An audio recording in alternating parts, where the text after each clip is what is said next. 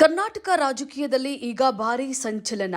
ವಿಧಾನ ಪರಿಷತ್ತಿನ 7 ಸ್ಥಾನಗಳಿಗೆ ನಡೆದಂತ ಚುನಾವಣೆಯಲ್ಲಿ ಆಡಳಿತಾರೂಢ ಕಾಂಗ್ರೆಸ್ ಪಕ್ಷ ಭರ್ಜರಿ 5 ಸ್ಥಾನಗಳನ್ನು ಗೆದ್ದು ಬೀಗಿದೆ. ಇತ್ತ ಬಿಜೆಪಿ ಕೇವಲ 2 ಸ್ಥಾನಗಳಿಗೆ ತೃಪ್ತಿ ಪಟ್ಟುಕೊಂಡ್ರೆ ಜೆಡಿಎಸ್ ಅಭ್ಯರ್ಥಿ ಗೋವಿಂದರಾಜು ಮುಖಭಂಗವನ್ನು ಅನುಭವಿಸಿದ್ದಾರೆ. ಆದರೆ ಈ ಚುನಾವಣೆಯ ಅಸಲಿ ಟ್ವಿಸ್ಟ್ ಇರೋದೇ ಬೇರೆ ಕಡೆ. ಅದೇ ಅಡ್ಡ ಮತದಾನ ಅಥವಾ ಕ್ರಾಸ್ ವೋಟಿಂಗ್.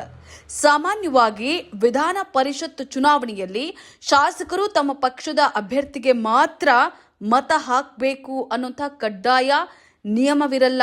ಅವರು ತಮ್ಮ ಆದ್ಯತೆಯ ಆಧಾರದ ಮೇಲೆ ಬೇರೆ ಪಕ್ಷದವರಿಗೂ ಕೂಡ ವೋಟ್ ಮಾಡಬಹುದು. ಇದನ್ನೇ ಬಳಸಿಕೊಂಡಂತಹ ವಿಪಕ್ಷಗಳ ಶಾಸಕರು ತಮ್ಮದೇ ಮೈತ್ರಿಕೂಟಕ್ಕೆ ಕೈಕೊಟ್ಟು ಕಾಂಗ್ರೆಸ್ಗೆ ವೋಟ್ ಮಾಡಿದ್ದಾರೆ.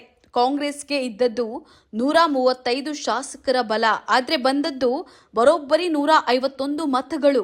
ಇತ್ತ ಎನ್ಡಿಎ ಮೈತ್ರಿಕೂಟಕ್ಕೆ ಬರಬೇಕಿದ್ದಂಥ 82 ಮತಗಳಲ್ಲಿ 12 ವೋಟ್ಗಳು ಕಡಿಮೆ ಬಿದ್ದಿವೆ. ಕಾಂಗ್ರೆಸ್ನಿಂದ ಬಿಕೆ ಹರಿಪ್ರಸಾದ್, ಟಿಪ್ಪಣ್ಣಪ್ಪ ಸೇರಿದಂತೆ 5 ಜನ ಗೆದ್ರೆ ಬಿಜೆಪಿಯಿಂದ ರಘು ಕೌಟಿಲ್ಯ ಮತ್ತು ಲಿಂಗರಾಜು ಪಾಟೀಲ್ ಮಾತ್ರ ಗೆದ್ದಿದ್ದಾರೆ. ರಾಜಕೀಯದ ಇಂತಹ ಇಂಟ್ರೆಸ್ಟಿಂಗ್ ಅಪ್ಡೇಟ್ಗಳಿಗಾಗಿ ಡ್ರೀಮ್ ಟೈಮ್ಸ್ ಅನ್ನ ಈಗಲೇ ಫಾಲೋ ಮಾಡಿ. ಈ ವಿಡಿಯೋವನ್ನ ಶೇರ್ ಮಾಡಿ.